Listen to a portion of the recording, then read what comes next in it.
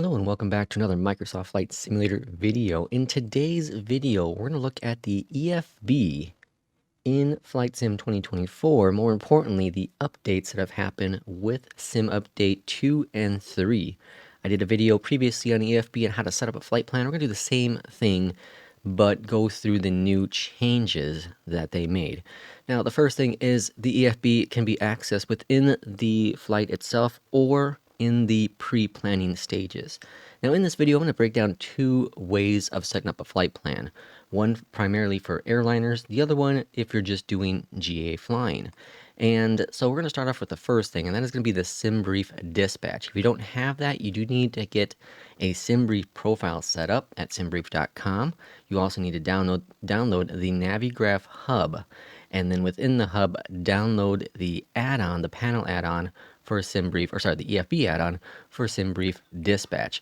Now this will go ahead and bring it itself into the simulator. Now once you have that installed, it's pretty straightforward. You're going to click on the Simbrief dispatch. You're going to make sure you sign in, of course. And then what it will do is bring you up all this information here. You'll see your recent flights. You can make a new flight. You can edit a flight. You can view your flights, etc. In this case, we're going to go ahead and just go to New Flight. And on the new flight here, you can go ahead and import some information. So let's pretend we're going to be a United Airlines, a UAL. We're going to do flight number 516 because I like it. Departure, let's just do a little short hop. So we're going to do Orlando. And our arrival is going to be, let's say, Tampa. All right, so once you have that information set in there, you can go on down here to aircraft type and select the aircraft. You can see here I'm flying the iFly 737 MAX. So we just scroll on down here and we're going to find the MAX 8. And then the airframe, you can go ahead and select that MAX 8 as well. All right, now we have that all set up. The cool thing about Simbrief is it automatically finds a route for you. So all you have to hit is generate. And this is going to do some cool things behind the scenes, such as get that whole flight plan ready to go. You don't have to worry about airways, you don't have to worry about waypoints. It will do everything for you. So you can see it all right down here at the bottom. We're going to be going runway 18 left. We're going to be arriving 19 right, and via the Red Sox and Dade's arrival. Very cool stuff. You can see we're at flight level 120. Now, the cool thing about all this is now you can import this into the EFB in Flight Sim 2024 by clicking this little button right there. You click that button, wait a couple seconds, and it will import that flight plan into the sim. You get the check mark, and you can see we now have that flight plan imported. Very cool stuff. Now, I do recommend, in terms of the aircraft setting it up, I recommend doing that within the aircraft, at least for the airliners, like the third-party Phoenixes or the iFly, for example, here. If you're using like the default Asobo, that's great here. Pretty much any default aircraft, you do it through the EFB. So you'll put in all your weight and balances. You're going to put in your amount of passengers. You can put in your cargo. You can put in your fuel, etc. But in this case, we're looking at doing that kind of stuff in the plane, and we're not going through that step in this video. We're looking at the flight plan itself. So now things are going to load on in here to this flight plan. We're going to click in this button here, and we can see it does have our information. Very cool, isn't it? We can now go to send, and we can send it to the avionics, right? And now this is going to go ahead and send it to the avionics within the sim, if that was the option we have available. In this case, we do not have that option available. So we're going to go ahead and now look at some charts, because charts are the really cool part of Flight Sim 2024. In the past, you'd have to use a third party such as Navigraph, but a lot of the charts now are so good, it's making me think maybe I don't need a Navigraph subscription anymore. That's how good it is.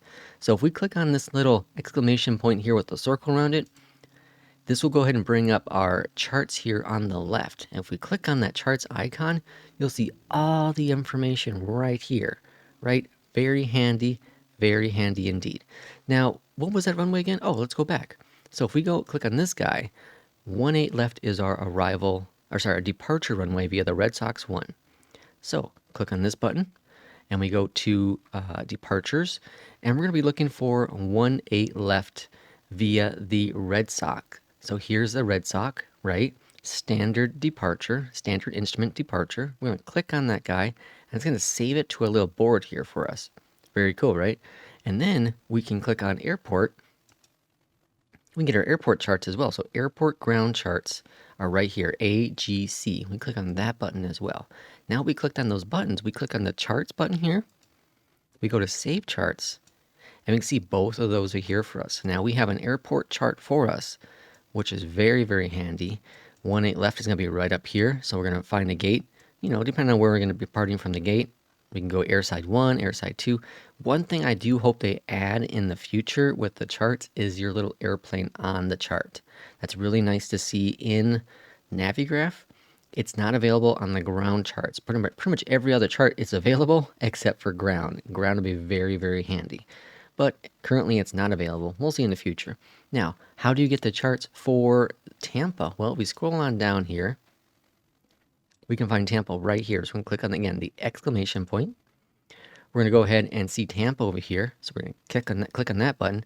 Sometimes this doesn't generate properly right away, and you have to click on it twice.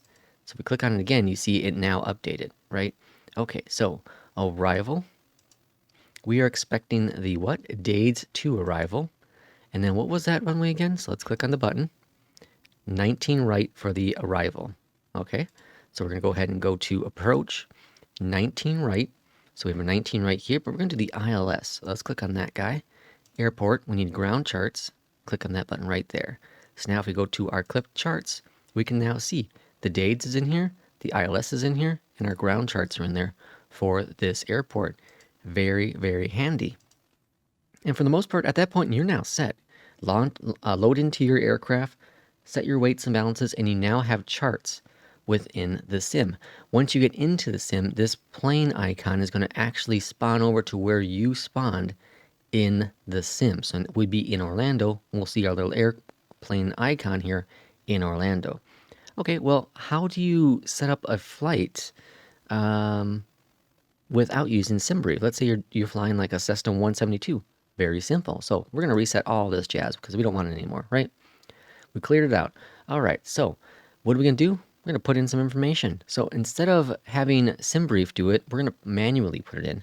And the easiest way is to type it in right here. So let's do the same thing. We're going to do Orlando. Okay.